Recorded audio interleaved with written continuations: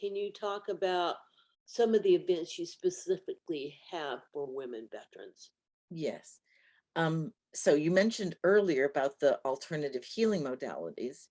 So one of the things that we've done and has been on hold because of the pandemic is our wellness areas. And we do some that are just for women veterans. Um, so women can feel that much more comfortable and safe.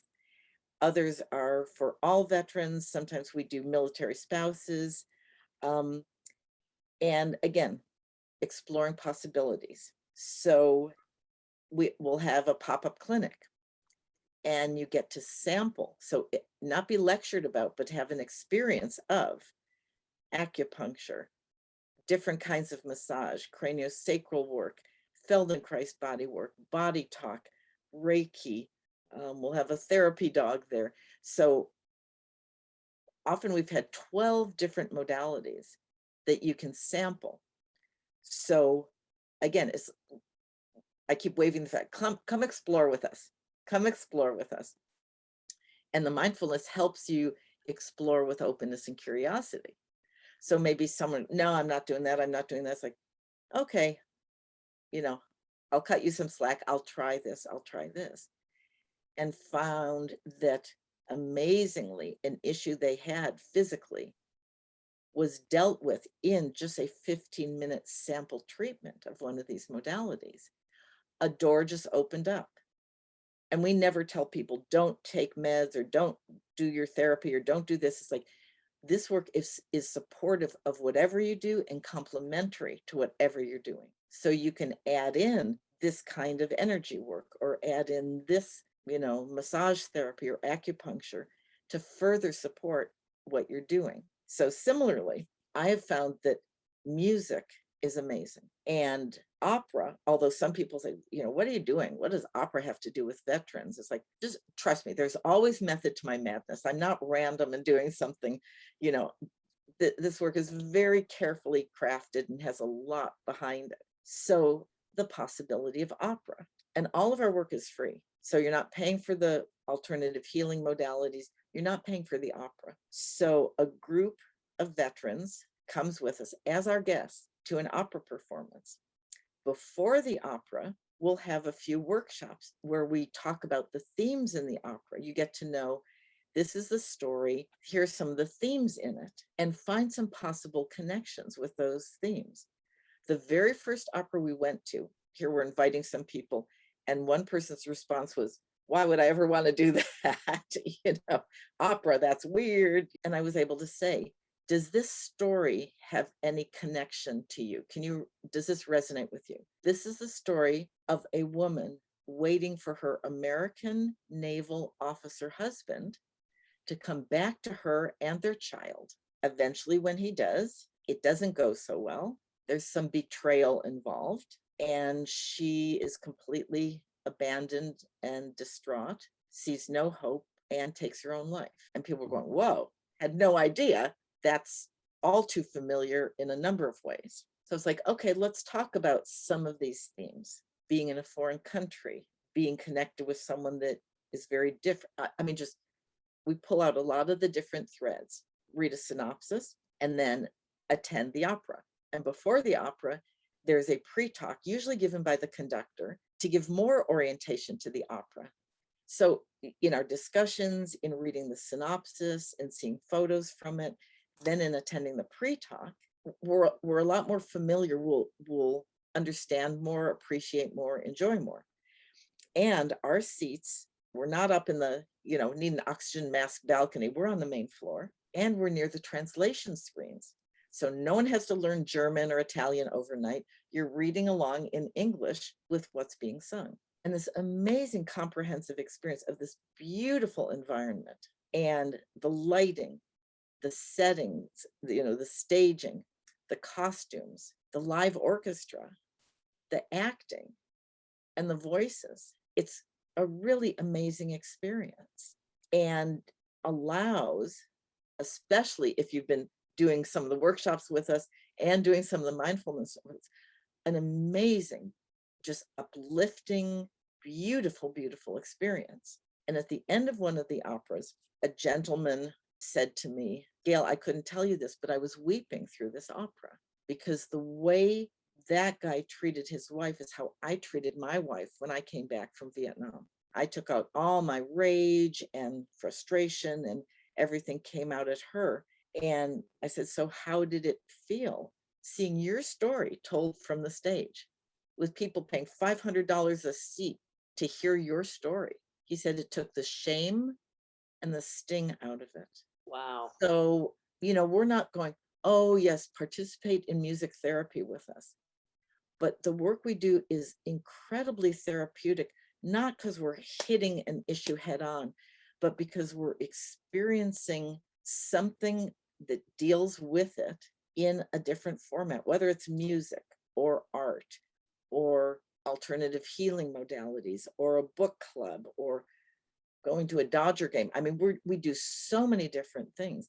And what was so amazing was, and I said, and besides taking the sting and the shame out of your own story, did you feel that it was no longer shameful? You were just part of the human experience across time and culture. And they were singing your story and people could hear it without being damaged. Does that also empower you to share your story?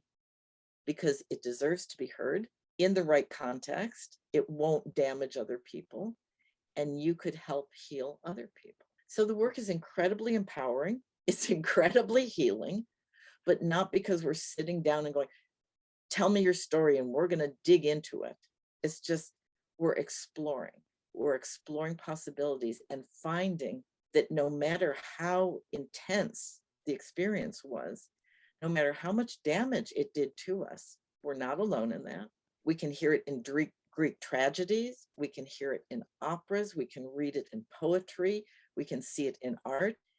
And our expressing it ourselves in any of these different media can be amazing because it's worth hearing and seeing, and it helps us heal that much more and helps other people hear, because the number of people who have come up to us after we do a panel discussion saying, that was so brave of you to say that, and I have the same story and I've hidden it in shame. You've helped me so much. It ripples out. And so to turn ourselves from damaged goods hiding away so no one judges us to storytellers who help heal others is quite a wonderful transformation, and veterans can continue to serve. I mean, that's just a perfect summary of how the creative arts heals the creator and the audience. Maybe not at the same time. The reason we create art is to present a point of view that we don't feel the majority understands. And then when they get the understanding from your story or your film or your book or your poem, whatever creative medium you use, that's the whole point. Is And changing someone's perspective yes, through creative arts. and the way stereotypes get broken down is amazing, because the LA Opera features us on panel discussions following an opera. So we're there in the Stern Grand Hall under the beautiful chandeliers up on the stage, and the opera audience is listening to veterans talk about their perspective on the opera, how they connected to the opera. And in the workshops before the panel, we're talking about those connections, we're writing about them, we're writing poetry about them, and we're making art about them. We have this program with the opera that the poems are sent to a composer who is hired by the opera, read through the poems, see what kind of jumps out at her. She creates 2 opera arias from the poetry. The Wow. poetry becomes the lyrics for an opera aria, which is then performed in the Dorothy Chandler Pavilion. That is amazing. So that is the voice of the veteran being given an incredible voice. Coming full circle. And so, yes, your voice, your story, your perspective is not only worthy of being listened to, but it's elevated to this highest art form and performed live performance with musical accompaniment in the Dorothy Chandler Pavilion. And the art is put on display. And during the pandemic, that's been done virtually. So a video is made and the visual is the art scrolling through. The audio is the piano accompaniment and the voice performing the aria. And the subtitles are the words of the poem so that you can read along and understand that much more clearly. That's awesome. When is your next one? So we just did, the one we did just at Christmas time was Cinderella. And the next one we're scheduled for, and again, who knows if this is going to be in person or virtual, is Aida in June. Kind of extravaganza each year. Well, we did manage to squeak that in at the beginning of 2020. We had our extravaganza with Eurydice, and it was the Women Veterans Eurydice Project. The opera was based on the Greek myth Orpheus and Eurydice. And we'd actually seen Orpheus and Eurydice at the LA Opera a few years ago. But a playwright wrote a play called Eurydice, and it was the myth told from the woman's point of view. So yeah, Orpheus is in there and all the other characters are in there, but it's her story, it's her perspective on the myth. And that play was taken and partnered with the LA Opera and set to music. So the opera Eurydice was created. So for that, we did the Women Veterans Eurydice Project. We talked about the themes, whole bunch of workshops all over LA. We journaled, we wrote prose, we wrote poetry, we made art. And two of the poems were turned into opera arias and performed. The art was on display. And so the actual day of the event, there was one day that was chosen. We all met very early and a lot of veterans were invited. That's why it's good to stay in touch with us. You get invitations to a lot of cool stuff. To a banquet, a luncheon banquet in the Dorothy Chandler Pavilion.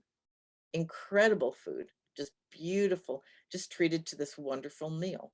And then so that people didn't have to leave early to go downstairs for the pre-talk, we had our own personalized pre-talk so people could stay and have more desserts and more coffee at the end. After the pre-talk, describing the opera some more, we went down into the opera hall itself and heard the whole performance. Mm-hmm. After the opera, everyone was invited to the Stern Grand Hall where the pre-talk took place. And there was a panel of 6 women veterans. And the event opened with one of the arias being performed, professional opera singer, professional pianist, telling that story, followed by an introduction from the Dr. Brightman with the opera about our programs with them. And 6 women veterans introduced themselves. And I asked everyone a question. The microphone would be passed down the row and then back up. How did you feel about this? How did you connect with this theme? Did this resonate with you? And basically, it's a story of finding yourself when your life is going well, things are fine, being thrown into the underworld, the land of the dead, the land of darkness. Can anyone relate to that? Not a single hand didn't go up. And so talking about how did that play out in a military context. So hearing the perspectives of veterans on into the underworld and the land of light and of the living, and what was it that got you there, was beautiful to hear. Everyone had a chance to answer each question or pass the microphone, no pressure. And it wasn't, spill your guts and, tell your trauma. It was whatever level you chose to communicate at. And then the event was closed with the performance of the second aria. And again, the number of audience members that came up, how many opera patrons take the time to find a veteran and say, tell me about your military experience. Instead of going to, a school of music or, some fancy expensive gathering, how many people seek out a veteran? How did you feel about this opera? What insights into it did you have that will open it up more for me? So the communication between the military and non-military population. And I opened asking, I loved it.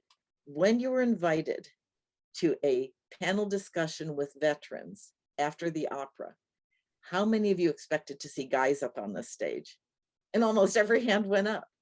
So right there, these are all veterans, and these are all women, and different branches of service, different eras of service, different ethnic backgrounds, different degrees of successful transition. So a cross section, and very respectfully listened to, appreciated. And when people said, you really helped me notice my own story, I think I need to do some exploration. Win, win, win, win, win, win, win, win, win. And Gail, if someone would like to get in touch with you, can you give us your phone number? So the phone number is area code 818-616-2931. Mhm. Also, you can email info@mindfulveteranproject.org. You can visit our website at mindfulveteranproject.org. And we also serve active duty, Guard, and Reserve members, and spouses, all the family members. All of our work is free. And something very important, is confidential.